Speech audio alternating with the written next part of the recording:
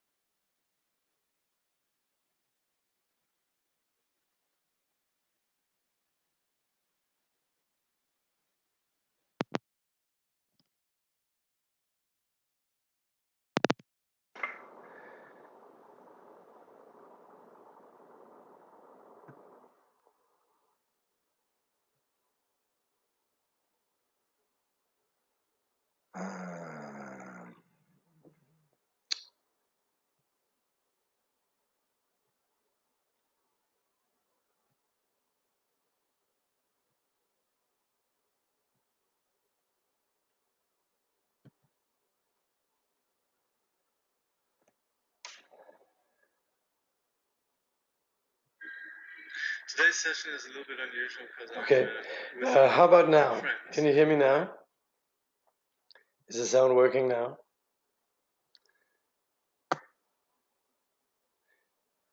Sound okay? Okay now. Yes, good. Okay. All right. I should first of all apologize for my voice, which is a bit, I'm not quite sure what I got. Some sort of, well, I had something that was called respiratory infection of some sort. But it's left me with a little bit of how do you say? Sounds like I've been drinking a lot of whiskey and smoking a lot of cigarettes. Which of course might be the case, you never know.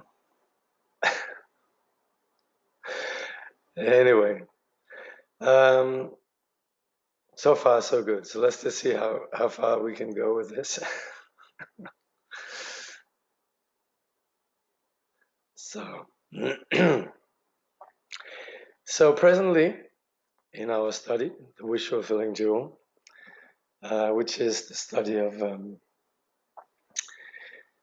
Guru Yoga, which really remains as the quintessence of Vajrayana.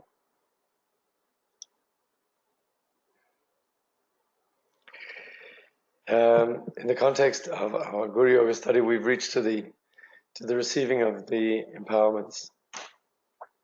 So kindly generate the enlightened attitude of wishing to establish, by means of what we're studying here and the practice, to establish all sentient beings at the level of perfect enlightenment.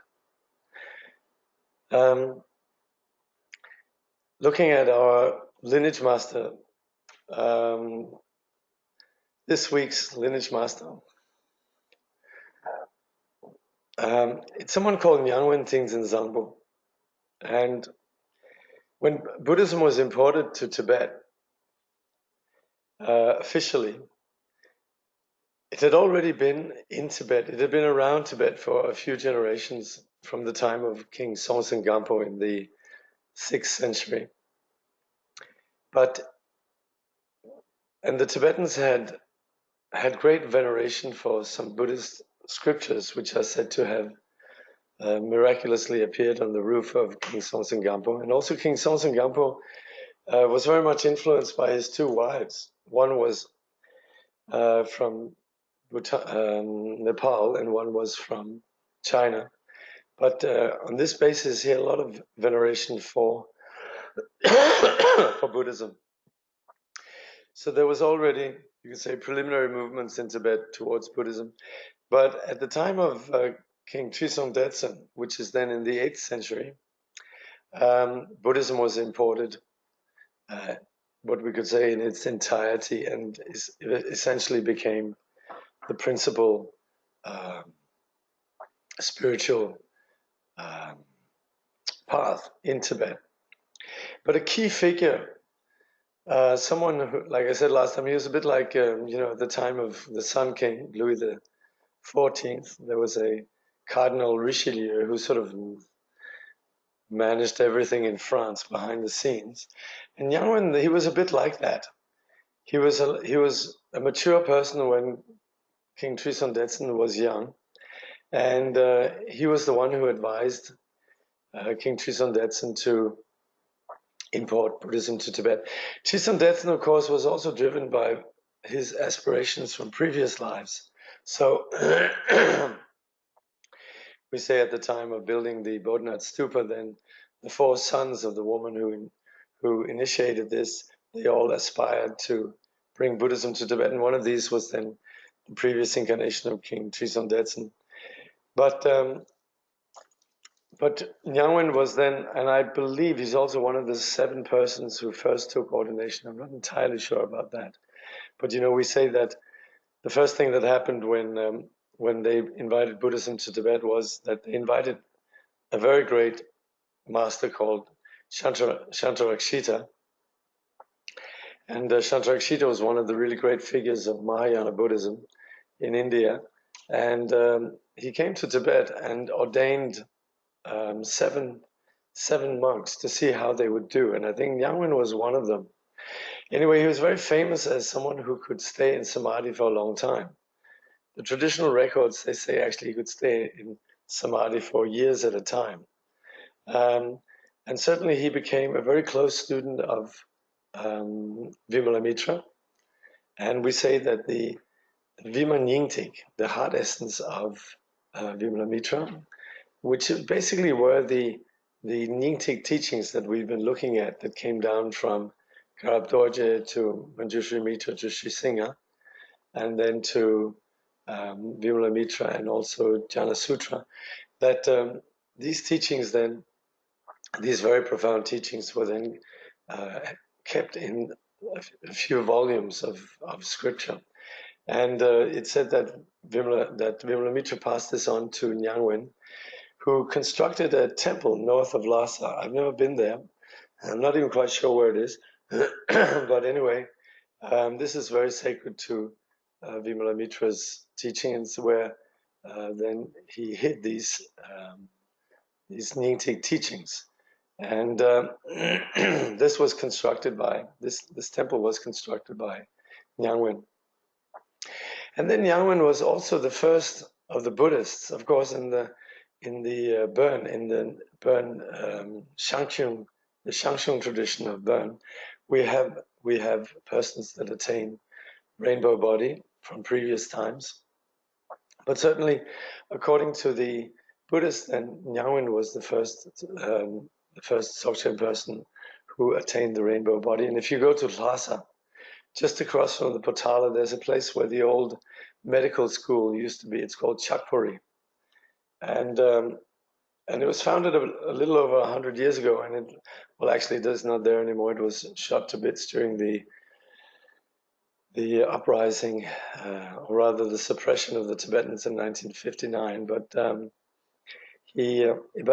there's a cave there that's called Chigyalpuk, the meditation cave of the king, and it's said that Songtsen Gampo used to meditate there.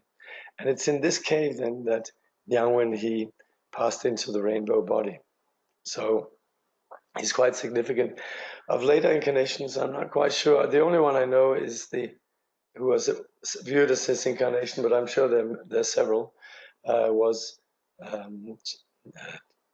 Riksen Gyatso Nyingpo. And Gyatso Nyingpo, his teachings spread very widely in the Himalayan region. If you go to temples in Nepal, in Bhutan, Sikkim, and also many places in Tibet, you find temples that practice this particular teaching known as the Gyatsun Podruk, or the 6 volumes of Gyatsun. So this was a very significant teaching that spread very wide, and this was then an incarnation of Nyangwen Tingzen Zampo. Okay, that's a little bit of lineage history. By the way, really some really good lineage histories include Dudjom Rinpoche's History and Fundamentals of the Nyingma tradition of Tibetan Buddhism. And there's a few others. But in some way, we could say that studying the history of these persons give us a sense of what we're doing, some sense of the culture. And this is quite valuable in terms of our Vajrayana practice, and particularly, of course, in the present study of Guru Yoga. I hope, by the way, you can more or less make out what I'm saying. I'm recording this in case it's not that clear. Okay, so receiving the four empowerments. So Khyentse Rinpoche says, by now we have learned how to visualize ourselves as Vajrayogini with Guru Rinpoche above our head, how to invite the wisdom deities from the Buddha field, and how the deities dissolved into us. We have learned about the accumulation of merit through the offering of the 7-branch prayer and the various ways to generate faith and devotion in our recitation of the Vajraguru mantra. So this sums up what we're doing with the Guru Yoga. With the Guru Yoga, we're not just philosophically engaging the vision of this vipassana, the innate purity that's basic to us and all phenomena. And we're also not, as we do in the general vehicle, simply allowing confusion to gradually be eliminated. But here, rather, we're engaging a vision of enlightenment as it exists within ourselves and in reality through the visualization of ourselves as Vajrayogini, as the place where we are as a Buddha field, and particularly on the basis of our devotion to the Guru, we're approaching this sense of that which is greater than just our ordinary mind. We're approaching what we call wisdom or co-emergent wisdom through the presence of something that clearly embodies a quality that lies beyond the scope of the ordinary conceptual mind. And so the visualization is seen as tapping into things as they actually are, rather than imposing some imagined reality. So with this, we then engage through invoking the wisdom deity on the basis of chanting the 7-line supplication. We further engage with all the aspects of our body, speech, and mind, and all the various aspects of how we engage the mind, and engaging it in virtue, because our mind inevitably does things. It engages in things. It thinks in a dualistic way, and to bring that onto the path, we have these various aspects of practice that we find in the 7-branch prayer.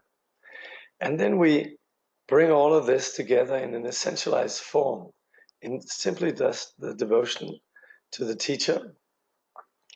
And this openness, when we use the word faith in the Buddhist context, it's not like we're limiting ourselves in I have faith in this or not in that, but it's rather we're opening ourselves to a vast dimension of reality that is permeated by this greatness and the qualities that the Guru embodies. And so when we say faith here, it's a great condition of openness. And we're not indifferent. We're not untouched by that. And so engaging with devotion is then the way that we are taking this, let's say, the duality of ourself and the teacher as two, and turning this into a vehicle for the experience of non-duality, and discovering this nature as innate to ourselves. And this we pursue through the recitation of the Vajraguru mantra, which we then looked at last time. Now at the end, then there is the dissolution of this artificial construction of self and other, and of oneself and the teacher. And this is where Vajrayogini and the Guru unite and dissolve into one. And this is where we receive the empowerment. it says, Khyentse Rinpoche then says, now for the conclusion, we must learn how to receive the four empowerments from Guru Rinpoche and the assembly of great beings who compose his retinue.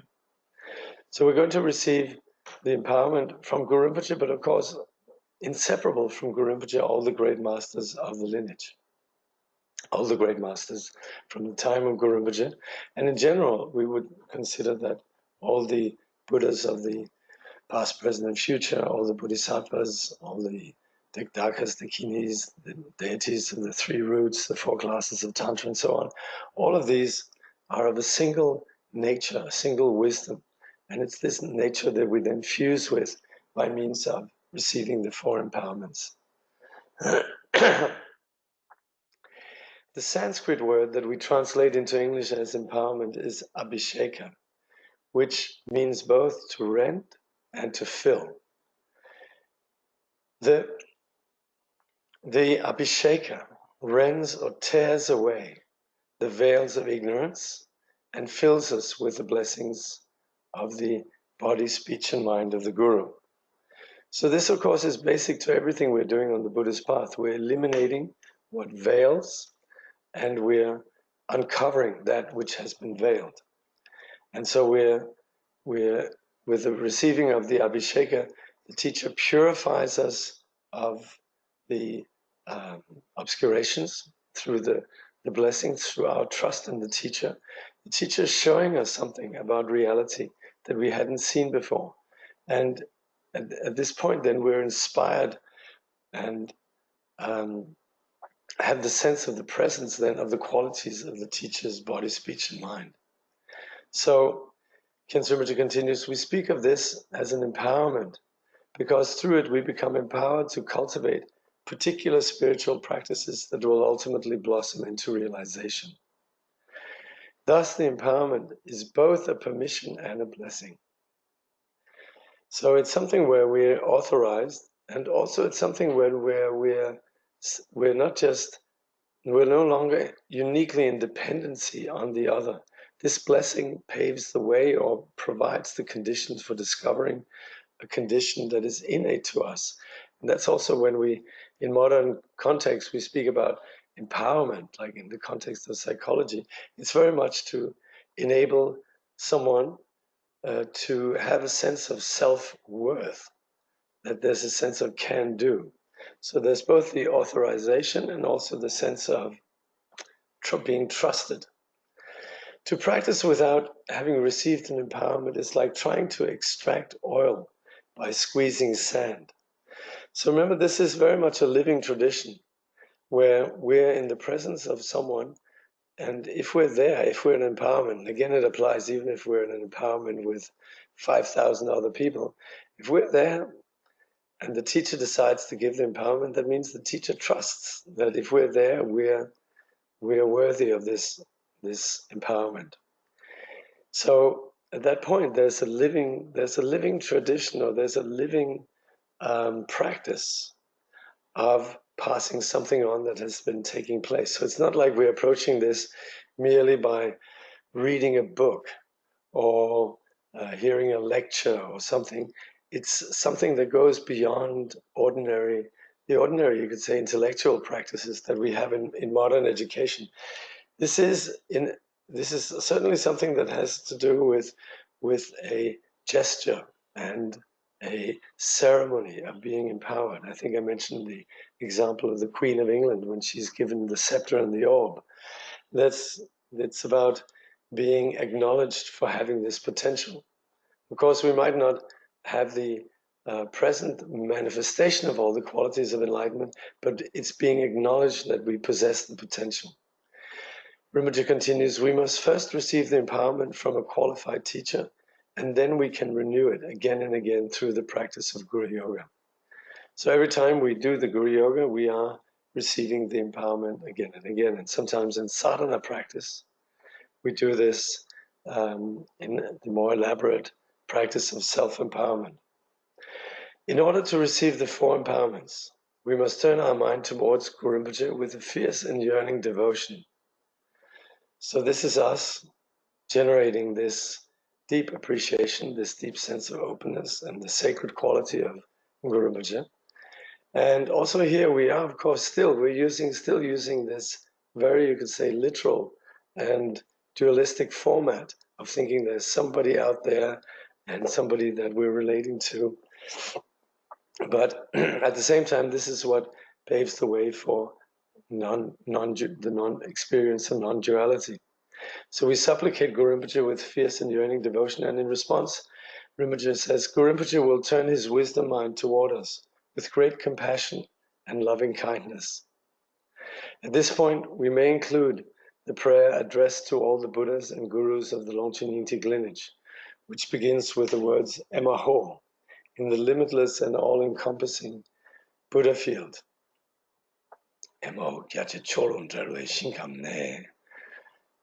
This you find in the liturgy of the Guru Yoga, and Rinpoche says, and this can also be found in the more expanded version of this Guru Yoga within the Longchen Yingtik Ngondro itself.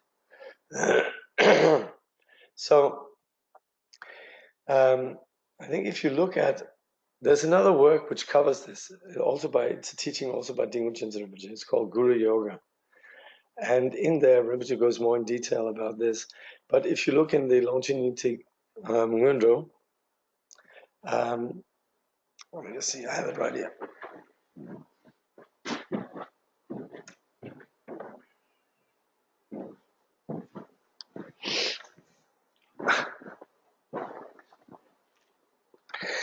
So here I'm using the Nalanda translation.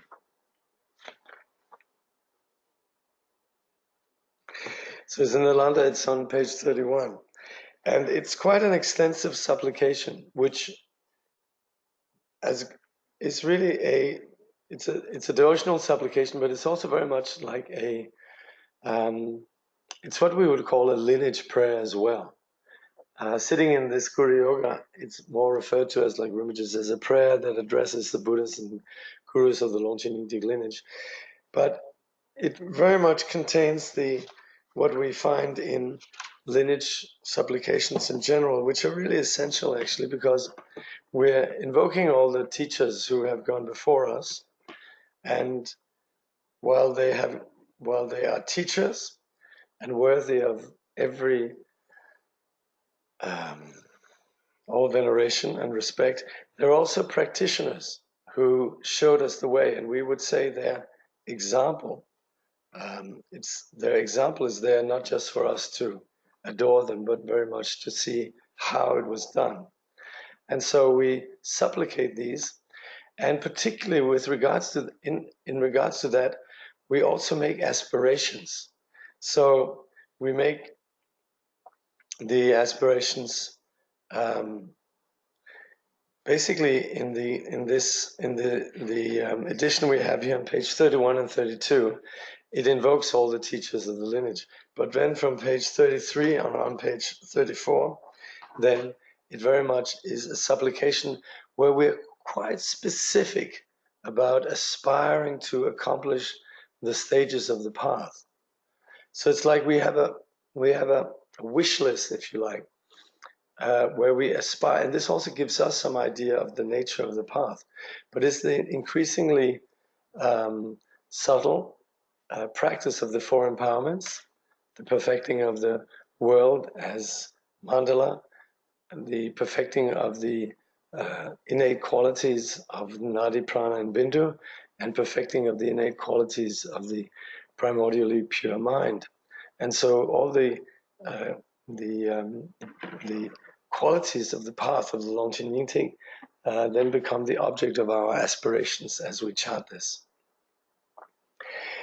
Then Rinpoche says, at the end of this prayer, all the yidams, dakas, dakinis, great beings and protectors who constitute his retinue, melt into light and dissolve in Guru Rinpoche. Now even more radiant and resplendent than before, ablaze with blessings, Guru Rinpoche abides as the sovereign union of all the Buddhas. It is from him that we now receive the empowerments. So we can visualize Guru Rinpoche in various ways, but here then we're referring to Guru Rinpoche as embodying all the various Buddhas, Bodhisattvas, and so forth, and as such being surrounded by them as, you could say, his display. But this display then now dissolves into Guru Rinpoche, and we now receive the empowerment. So understanding that what we're doing is receiving empowerment to this primordial nature that we already possess, and yet through the blessing of the teacher, the obscurations will now be removed and the qualities will now be, you'd say, planted within us in a way that it can become manifest. So we then, with that understanding, essentially that we are empowering this primordial condition that's innate to us, we then visualize then we proceed with the actual visualization, the practice. And here Rinpoche explains, between Guru Rinpoche's eyebrows, in the center of his forehead, we visualize a white letter Om, which like a crystal radiates very intense, brilliant rays of white light. Now you can visualize this in the Tibetan form. You can also visualize it in Roman letters. That's absolutely fine. Rinpoche continues, as we visualize ourselves as Vajrayogini, these are absorbed into a corresponding white Om on our own forehead. And these completely pervade our entire body, coursing through all the subtle veins or channels, purifying all the negative actions of the body. So, of course, on the basis of our confusion, we've been habituated to various styles of confused action in terms of the body. So all of this is purified. We can consider that right down to the most subtle level, then our physical being is purified. There are three main channels: the Uma, or central channel, the Roma, or right channel, and the Kyangma, or left channel. Sometimes the Kyangma is also referred to as the Lala. So, and the Roma is in Sanskrit is referred to as the Rasa, and Uma is then also referred to as Avaduti. So these three channels then are the three main channels. These channels run from below the navel to the crown of the head through the 5 chakras or wheels. So we would speak about the nadis and the chakras. So in our subtle body, then we have these three main nadis that run from basically from the navel upwards. One of the central channel actually extends below the navel, but we would say starting from 4 fingers below the navel, then we have a channel that runs in the middle. We have a channel on the right side, a channel on the left side, and these run up through our body. And at certain junctures, we have these chakras where these nadis, they join. So we have the basic chakra at the very basis of our torso, in what we call the secret chakra, or the chakra of great bliss. Then we have one in the navel center, the chakra of generation.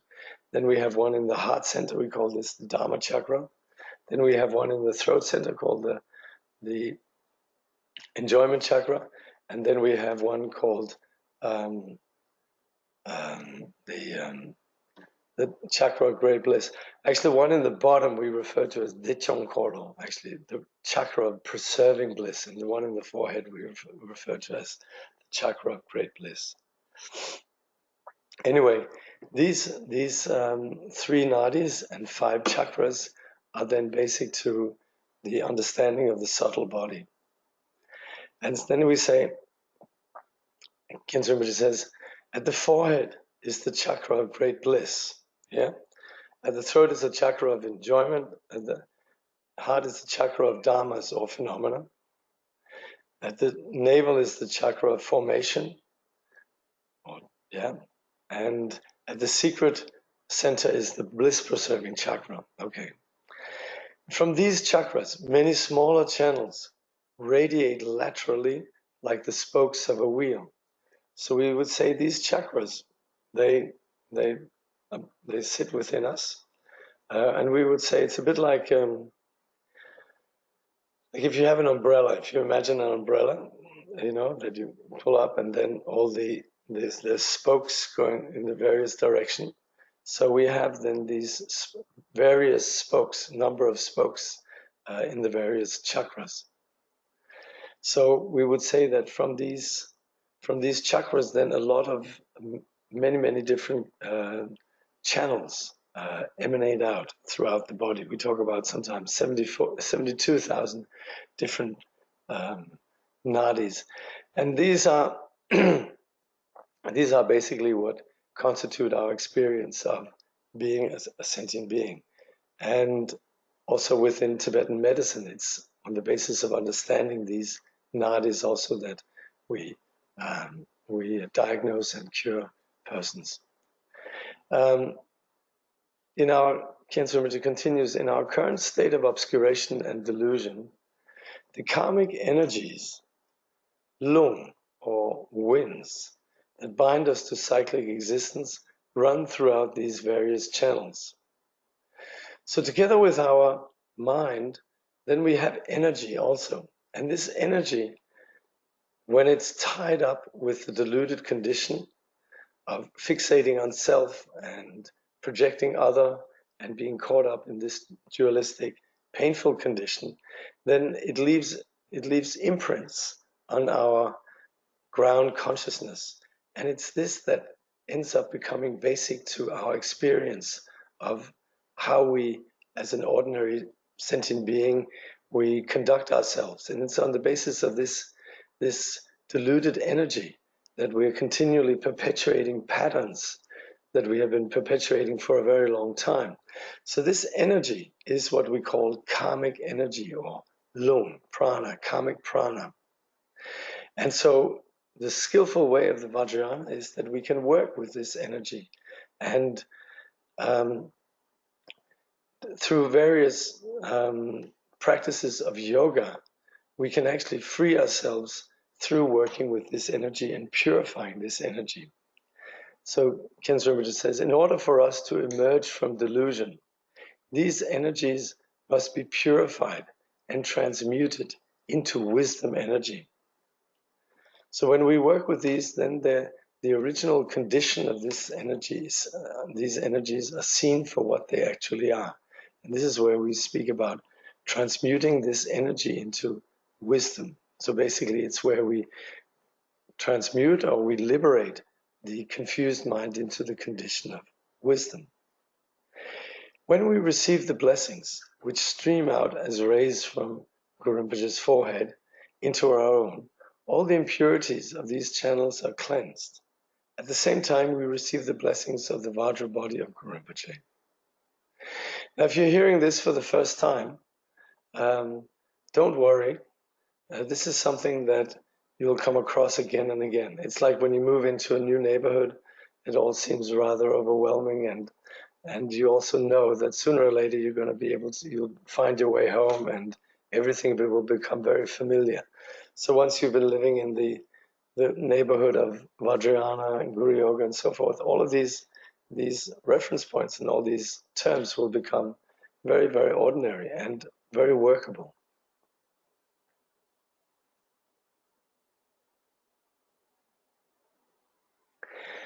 When accumulating the four empowerments, do we repeat only the empowerment, or from the lineage supplication? No, we chant the four empowerments, the one liturgy that runs from page 31 to 34, and I apologize, it will be something slightly different, obviously, in the Rigpa translation. But yeah, we can just receive that once, and then we focus on just the visualization. But I would also say, if you need to, then you can also recite this. You can recite it again, like if you're doing the visualization, and then there's still more time, then read through it again. Sometimes people will use a lot of time simply practicing all four or just a single one of these empowerments. But basically, in terms of the liturgy and the practice, it's only required to read it once.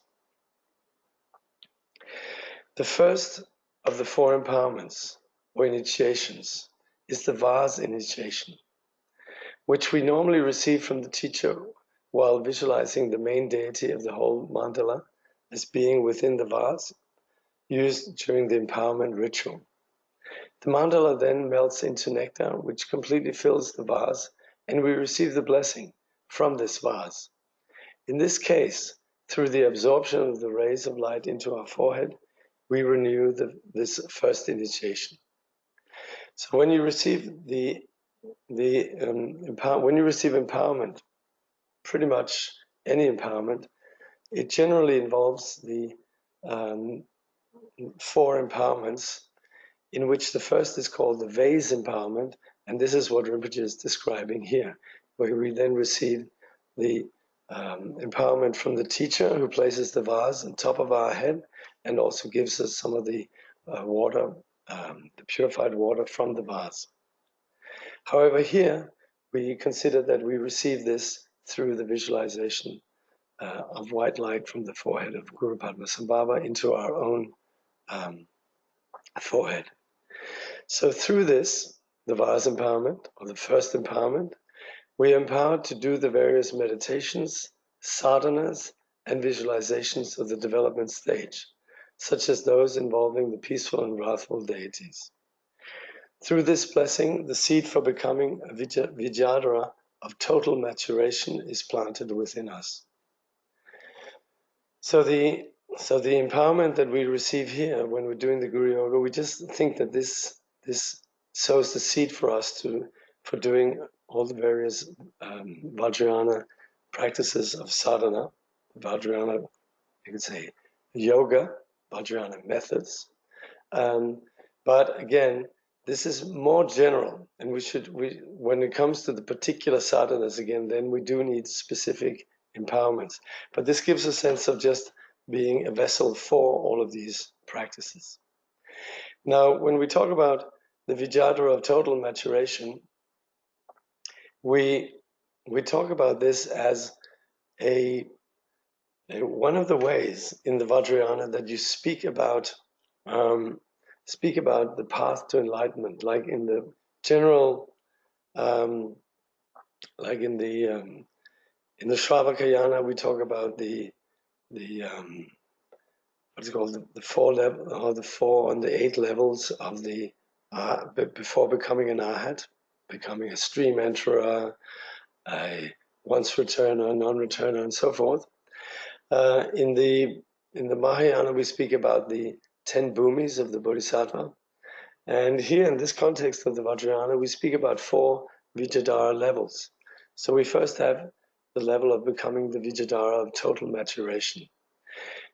This again, of course, comes with its own specific terminology and references, but we should just think of it as meaning the first, that we're progressing on the path to enlightenment. Khyentse Rinpoche says, by Vijayadhara, we mean one whose mind has matured into wisdom. Although his or her body remains as an envelope made of the 5 aggregates, it is ready to dissolve into the wisdom body at the moment of death. So while we, on the level of appearance, are not changed, then on the level of understanding the nature of our being, we no longer, the Vijayadhara is no longer fixated on the aggregates, the skandha, the elements and the ayatanas and so forth. So the deity is understood as, the body and our being is understood as innately deity. From the perspective of the 5 paths, this corresponds to the paths of accumulation and joining. So these are just ways of explaining that what we're achieving now is we're being matured as possessing this potential for perfect enlightenment, and we're the seed for becoming this Vijayadhara, achieving this Vijayadhara level has been sown. And then we're putting it in context of what very often in the general Buddhist path is explained as the 5 paths. So I said before, we talk about the 10 bhumis, we very often say the 5 paths and the 10 bhumis. And the 5 paths, they are then the path of joining, the path of accumulation, the path of joining. They're here summarized as one. And then we're going to also have the path of seeing, meditation, and no more learning. So in receiving this empowerment, and we're still speaking about when we receive the empowerment from the white Om in the forehead of Guru Padmasambhava, fusing with our own, and we consider then, Rinpoche continues, the auspicious connection necessary for achievement of the Nirmanakaya, the manifested body of the Buddha, is established within us with this first initiation, with this first empowerment. And I think previously, certainly at the time of the refuge, we've looked at these kayas, the Dhammakaya, the Sambhogakaya, the Nirmanakaya, and Swabhavikakaya. So you find we've gone over that already. So next, from the throat center of Guru Rinpoche, we visualize a red letter A. Brilliant rays of light stream forth from this, as if from an incandescent blazing ruby. These rays are absorbed into our own throat center, where we have visualized the corresponding letter A. This red light pours into our body, pervading and cleansing all our channels, thus purifying all negative actions committed through speech, such as lies, slander, idle chatter, and harsh words. So again, on the basis of our confusion, this dualistic confusion, then we've engaged in a lot of confused action. And in terms of our speech, then we talk about 4 aspects of neurotic speech: lying, slandering, idle chat or gossip, and harsh speech. And all of this has, of course, left an imprint in terms of our general confusion, and particularly also patterns that repeat themselves with regards to how we handle our speech. So we consider that this red light, it purifies this. It also purifies the karmic energies on which the negative actions of speech ride. And again, this is then the prana we were talking about earlier, the way that our mind engages with the energy. And this is very much caught up with the way that we handle our speech. So this energy that abides innate to our being, then our prana, karmic prana, is then also purified. At the same time, we receive the blessings of Guru Rinpoche's Vajra speech. So one thing is we are purified of our karmically, you could say, driven speech, but we're also empowered with the speech of Guru Rinpoche. So we consider that with the elimination of our karmic and habitual speech, then also there's the dimension of the speech that's you could say informed by wisdom. So we receive the empowerment for that. So with that, then we receive the second or secret initiation, normally given by the teacher from the skull cup filled with Amrita, the nectar of immortality. So again, when we receive this in the context of a ceremony with a Vajra master who gives us the empowerments, then we first had the vase empowerment, and now we have the secret empowerment, where the teacher then has usually a skull cup, and then there's some alcohol, and this symbolizes then the quality of immortality, which we then receive from the teacher. With this, we are empowered to perform the various recitations, and we receive the seed for attaining the level of the Vijayadhara who has the power of a life. So before we had the what is called what is it again? The Vijayadhara of total maturation, Namin Rinzen in Tibetan. And here we then have the Tsewang Rinzen, who is the Vijayadhara who has the power over life. This is the level at which both mind and body are transmuted into wisdom, and the auspicious connection enabling us to achieve the Sambhogakaya level is established in our being.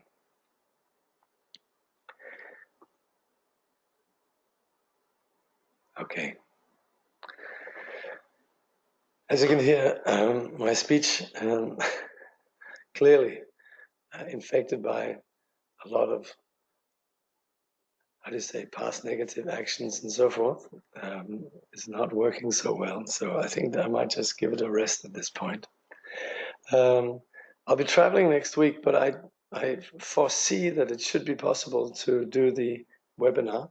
So I'm going to try to be back here next Wednesday at this time. So yes, shall see you then. Any questions?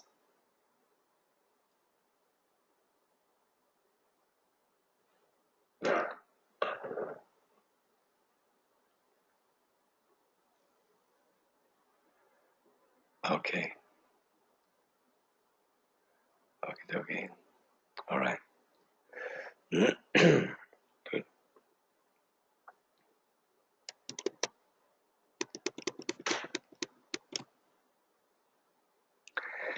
Through this virtue, may all beings throughout existence awaken together without a single being left behind.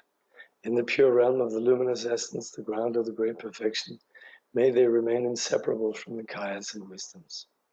Through all our births, wherever we may be born, may we be endowed with the 7 good qualities of the higher realms.